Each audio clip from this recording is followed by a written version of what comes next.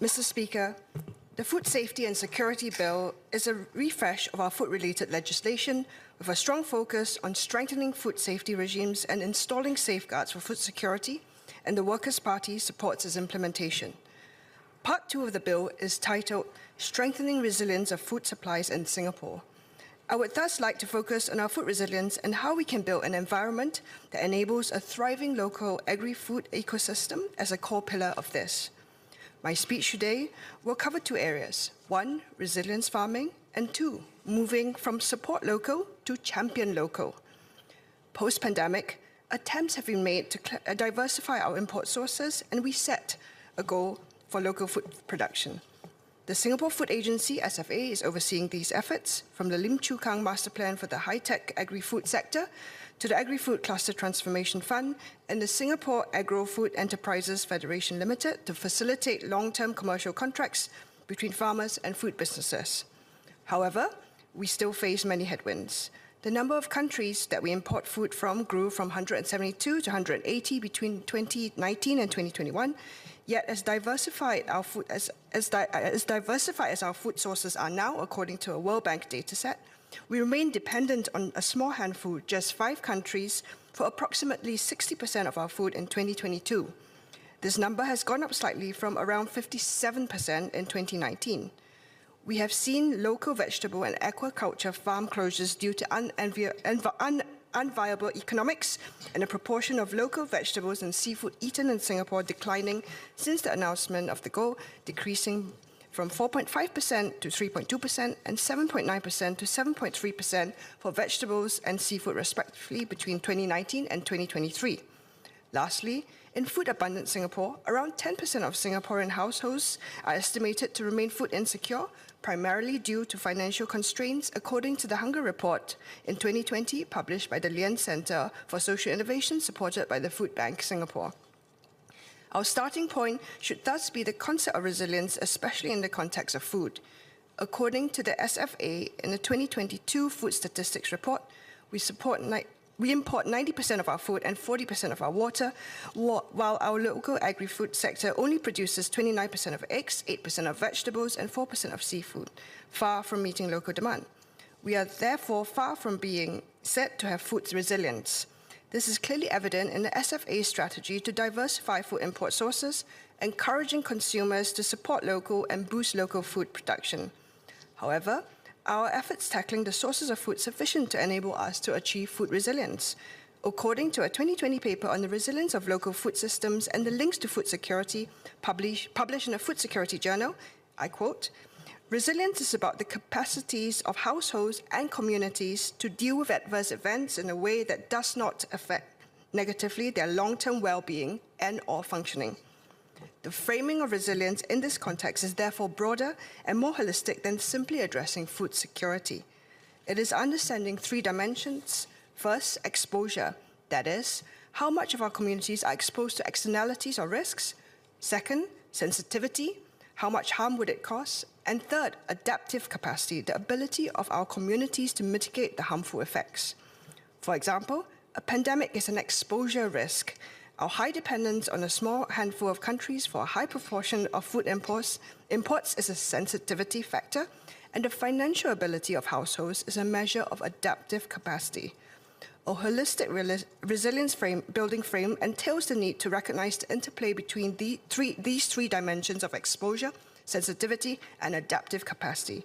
Such an overarching frame for resilience will guide the top-level objectives that we should be setting, for example, our 30 by 30 goal, and to foster the right holistic ecosystem to enable our agri-food sector to thrive across the entire value chain.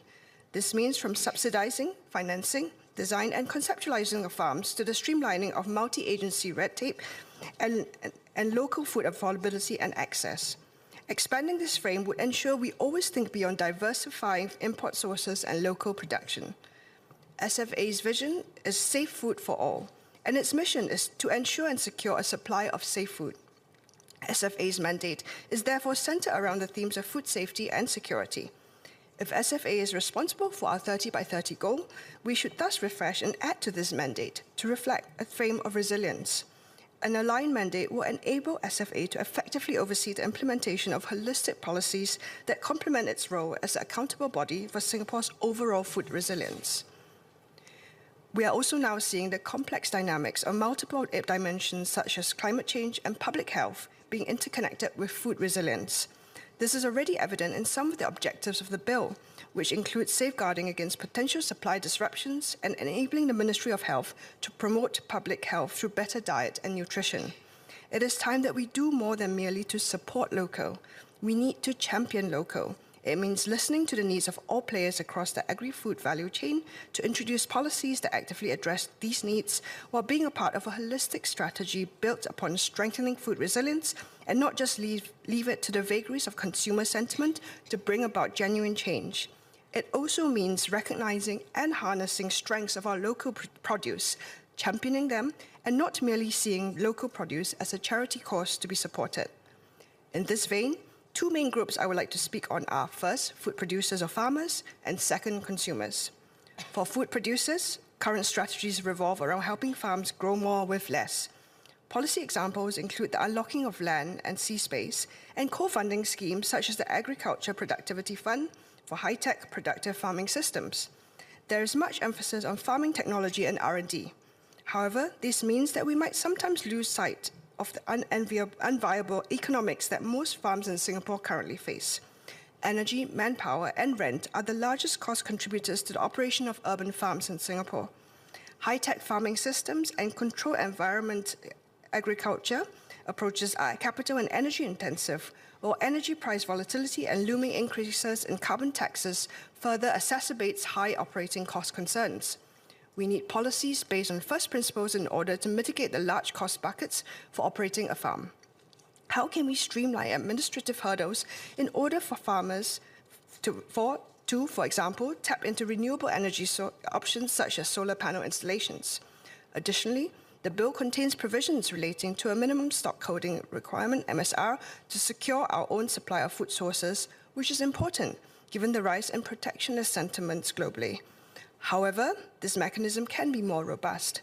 Part 2 of the bill contains provisions that allow the minister to specify that a food is an MSR product through subsequent regulations, and thus means that under Clause 20, an entity subject to the MSR provisions must hold minimum stocks either on a daily or on average over a period of time, which will be communicated to the MSR entity through a trigger notice under Clause 23. Clauses 28 to 31 further describe the obligations that MSR entities are under and the penalties that they are subject to should they fail to adhere to the directives given to them by the Director General Food Security. There is thus concern amongst food producers and other players about which foods will fall under the MSR framework and that this will add to additional compliance and other costs, particularly for SMEs or startups in the space. Could there be more specific guidance given to industry players over the short to medium term about what foods will likely be considered as MSR products? Additionally, what assistance, be they financial subsidies, shared infrastructure, will be made available to support any additional costs associated with being subject to the MSR regime?